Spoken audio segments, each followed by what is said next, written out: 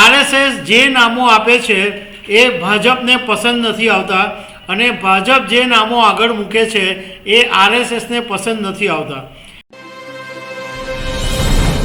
ભાજપના રાષ્ટ્રીય અધ્યક્ષ અને ગુજરાતના પ્રદેશ પ્રમુખનો જે મુદ્દો છે એનું હજુ સુધી કોઈ મુહૂર્ત આવે એવા એંધાણ દેખાતા નથી. કારણ કે ભાજપના સંગઠને 3 રાજ્યોના પ્રાદેશિક પ્રમુખો માટે ચૂંટણી નિરીક્ષકોની નિમણૂક કરી દીધી, પરંતુ ગુજરાત અને રાષ્ટ્રીય અધ્યક્ષ વિશે હજુ સુધી કોઈ વાત નથી થઈ. તો આના વિશે તમારી સાથે વાત કરીશ. મારું નામ રાજેશ શાહ છે અને તમે જોઈ રહ્યા છો ગુજરાતના સૌથી મોટા ડિજિટલ ન્યૂઝ પ્લેટફોર્મ ખબર છે.com.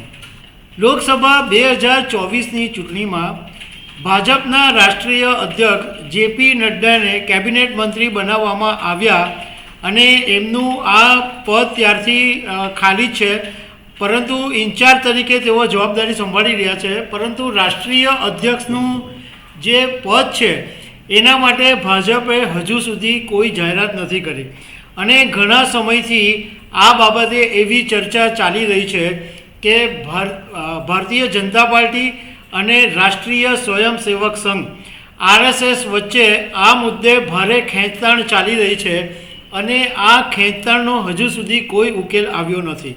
આરએસએસ જે નામો આપે છે એ ભાજપને પસંદ નથી આવતા અને ભાજપ જે નામો આગળ મૂકે છે એ આરએસએસને પસંદ નથી આવતા. ગુજરાતની અંદર પણ આવું જ છે. ગુજરાતમાં જ્યારે CR પાટીલની સમયગાળો પૂરો થયો હતો તો એમને લોકસભા વખતે એક્સટેન્ડ આપવામાં આવ્યું અને એ પછી એમને કેન્દ્રીય જળશક્તિ મંત્રી બનાવવામાં આવ્યા. અને CR પાટીલ પોતે એવું કહી ચૂક્યા છે કે મેં હાઈકમાન્ડને એવું કીધું છે કે મને હવે ગુજરાત પ્રદેશ પ્રમુખના હોદ્દા ઉપરથી મુક્ત કરો. પરંતુ ઘણી બધી વખત એવી વાતો સામે આવ્યા કરે કે હવે હમણાં થોડાક સમયમાં પ્રદેશ પ્રમુખના નામની જાહેરાત થશે.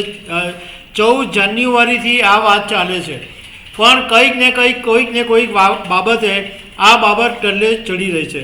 હવે ભાજપના સંગઠને પ્રાદેશિક પ્રમુખોની ચૂંટણી માટે 3 રાજ્યોની અંદર ચૂંટણી અધિકારીઓની નિમણૂક કરી અને એમાં ભાજપના 3 મોટા નેતાઓના નામ સામેલ છે.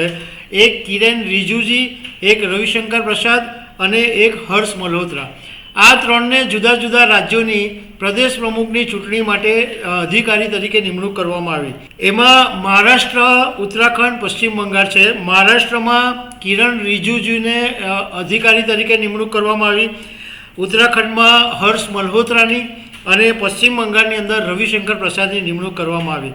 તો એનો મતલબ એમ થયો કે આ રાજ્યોની અંદર પ્રદેશ પ્રમુખ મળી જશે, પરંતુ આની અંદર ગુજરાતનું કોઈ નામ નથી.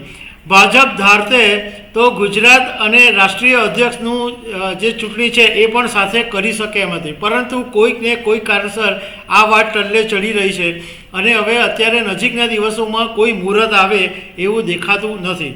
તો દર્શક મિત્રો, આવી અનેક વાતો સાથે અમે તમને મળતા રહીશું. Thank you very much.